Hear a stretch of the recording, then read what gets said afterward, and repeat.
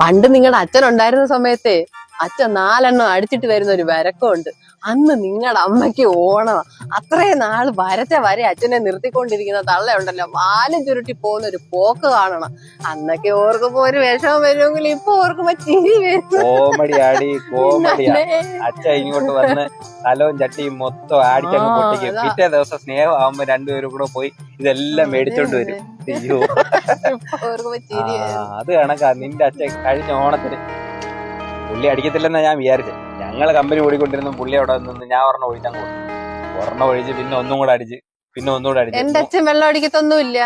3-4 കീറിക്കഴിഞ്ഞ് പുള്ളിയുടെ മട്ടും ഭാവം അങ്ങ് മാറി. ആടി പൊളിയായിരുന്നു. പാട്ടും കോമഡിയും ചീത്തവിളിയൊക്കെ ആയിട്ട് ഒരു രക്ഷയില്ലായിരുന്നു. അഥവാ അച്ഛൻ 2 അടിച്ചാലും അച്ഛൻ ചീത്തയൊന്നും വിളിക്കാൻ നിൽക്കത്തില്ല. അച്ഛൻ എവിടെ എന്താ പറയണമെന്ന് കൃത്യമായിട്ട് അറിയാം. ഞാൻ പറഞ്ഞേക്കാമേ, ആവശ്യമില്ലാതെ എന്റെ വീട്ടുകാരെ പറയേണ്ട കാര്യമില്ലേ.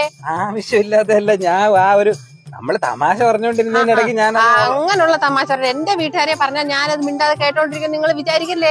ആ കളി നിർത്തിക്കോണേ. എങ്ങനെ ഇരിക്കുന്നു നമ്മുടെ വീട്ടുകാരെ പറ്റി? അവർക്ക് എന്തും പറയാം.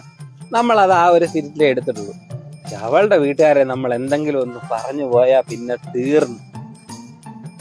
കൊള്ളാം.